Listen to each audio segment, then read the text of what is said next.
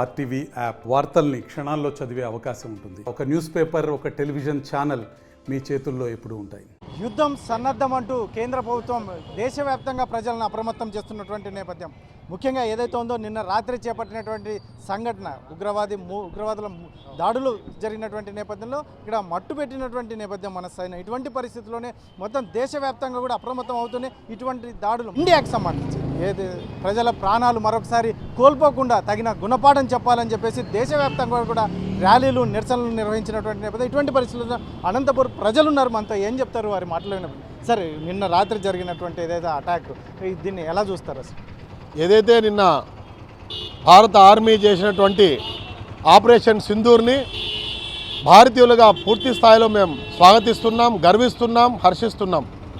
ముందుగా ఏదైతే తీవ్రవాదులు ఉన్నారో పాకిస్తాన్ తీవ్రవాదులు, వాళ్ళని తుది మొత్తం వరకు కూడా అంతం చేసేదానికి పన్నాగం పంత అవన్నీ మొన్నటి నుంచి కూడా భారత ఆర్మీ జవానులు చెప్పడం జరుగుతుంది.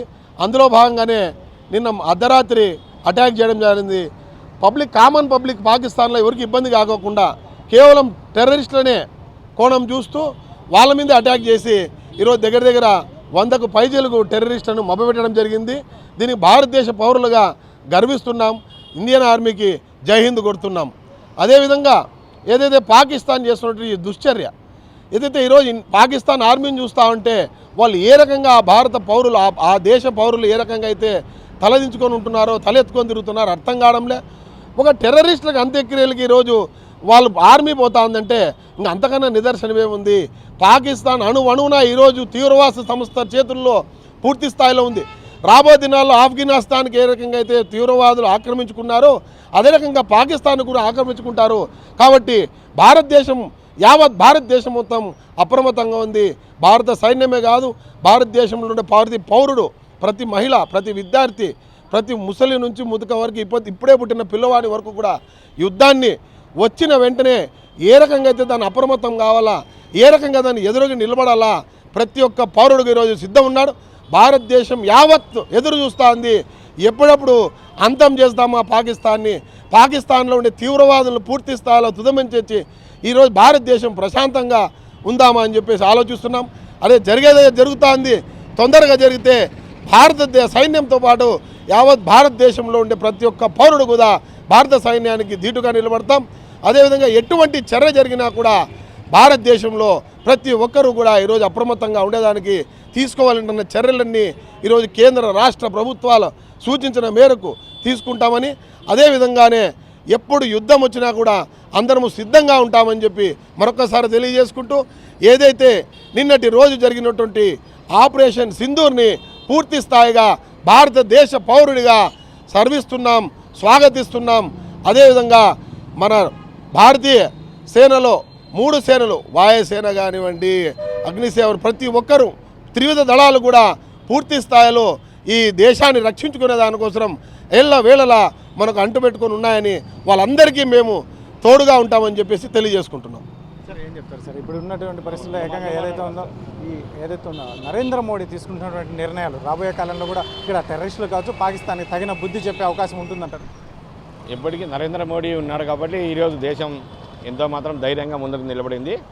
సో నరేంద్ర మోడీ గారు చేసింది చాలా మంచిది.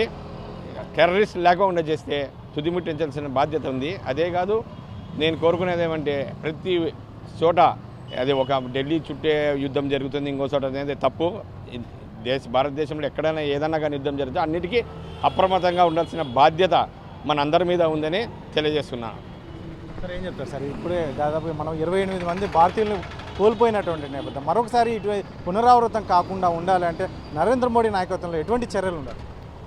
ఈరోజు ప్రతి ఒక్క భారతీయుడు గర్వించే విషయం ఏమంటే సర్జికల్ స్ట్రైక్ చేయడం. అది ఏమంటే సామాన్య ప్రజల మీద కాకోకుండా టెర్రరిస్ట్ క్యాంపుల్ని మొత్తం ధ్వంసం చేయడం అనేది అత్యంత విషయము. ఈరోజు భారతదేశం అంతా కూడా ప్రతి ఒక్క హృదయం, కుల, మత, జాతి భేదం లేకుండా అందరూ కూడా సపోర్ట్ చేస్తున్నారు. ముఖ్యంగా ఈ యుద్ధం కంటే పాకిస్తాన్ని చక్రబంధంలో ఇరికించాల. ఏది ఆర్థికంగా అయితేనేమి, నీళ్లు పోకోకుండా అయితేనేమి, ప్రజలు ఎప్పుడైతే చేస్తారో అప్పుడు ప్రజలు తిరుగుబాటు ఆ తిరుగుబాటుతోనే కొంచెం గవర్నమెంట్ అయినా కంట్రోల్ వస్తుంది. ముఖ్యంగా ఇప్పుడు ఏమవుతుందంటే సైన్యమే టెర్రరిస్టులుగా మారి ఇక్కడ వచ్చి దాడులు చేస్తున్నారు. దీనికి అంతటికీ కారణం ఏమంటే సైన్యంలో అక్కడ పౌర ప్రభుత్వం లేదు, సైనిక ప్రభుత్వమే. ఈరోజు సింధు జలాలు అనేది ట్రీటీ అనేది ఎంత ఘోరమైన ట్రీటీ అంటే ఏ పని చేసుకోవాలన్నా పాకిస్తాన్ యొక్క పర్మిషన్ తీసుకోవాలా. ఈరోజు సింధు జలాల ట్రీటీని మొత్తం బ్యాన్ చేయడం వల్ల చాలా మంచి జరిగింది. ఎందుకోసం అంటే అక్కడ ఉన్నటువంటి ప్రజలే ఎక్కువ తిరుగుతారు. ఎందుకంటే మొత్తం పంజాబ్ సింధు అంతా కూడా సింధు జలాలపైన ఆధారపడి వ్యవసాయం జరుగుతుంది. వ్యవసాయం లేకుంటే దాని యొక్క జీడిపి అనేది పూర్తిగా పడిపోతుంది.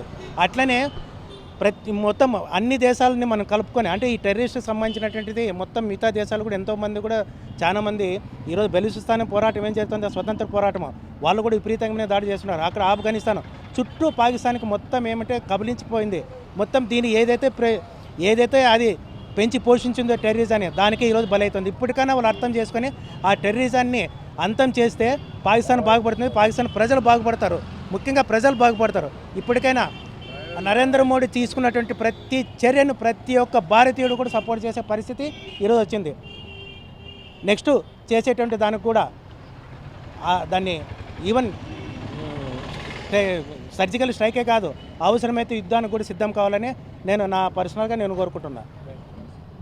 మొత్తం మీద అయితే మాత్రం ఈ అనంతపురం జిల్లా ప్రజలు కోరుతున్నట్టు ఒకటే, ఇప్పటికైతే మాత్రం ఏదైతే ఉందో కేంద్ర ప్రభుత్వం తీసుకుంటున్న నిర్ణయాలు పూర్తిగా మాకు నరేంద్ర మోడీ మీద పూర్తి విశ్వాసం ఉంది. ఖచ్చితంగా వారికి తగిన గుణపాఠం ఏదైతే ఉందో ఈ ఉగ్రవాదులకు కావచ్చు, ముఖ్యంగా పాకిస్తాన్ కావచ్చు, తగిన గుణపాఠం చెప్పడానికి ఖచ్చితంగా నరేంద్ర మోడీ నాయకత్వంలో సన్నద్ధంగా ఉంది. అందులో ప్రజలను కూడా అప్రమత్తం చేస్తున్నటువంటి నేపథ్యం కాబట్టి దేశంలో ఎక్కడైనా అటాక్స్ జరగవచ్చు. కాబట్టి ప్రతి ఒక్కరూ దీనికి సన్నద్ధంగా ఉండాలి అని చెప్పేసి ఒకవైపు చెప్తూనే ఏదైతే ఉందో మనం మరొకసారి ఇటువంటి భారతీయుల ప్రాణాలకు పోగొట్టుకోవడానికి మనం సిద్ధంగా లేము. కాబట్టి నరేంద్ర మోడీ నాయకత్వంలో ఖచ్చితంగా వారికి తగిన గుణపాఠం చెప్తారు అని చెప్పేసి వీరు విశ్వాసం వ్యక్తం చేస్తున్నటువంటి నేపథ్యం. కెమెరా పర్సన్ సుధాకర్తో చల్లకనేడు RTV అనంతపురం. మరిన్ని వీడియోస్ కోసం ఛానల్ ని సబ్స్క్రైబ్ చేయండి. లేటెస్ట్ అప్డేట్స్ కోసం వాట్సాప్ ఛానల్ ని ఫాలో అవ్వండి. అండ్ లింక్ డిస్క్రిప్షన్ లో ఉంది.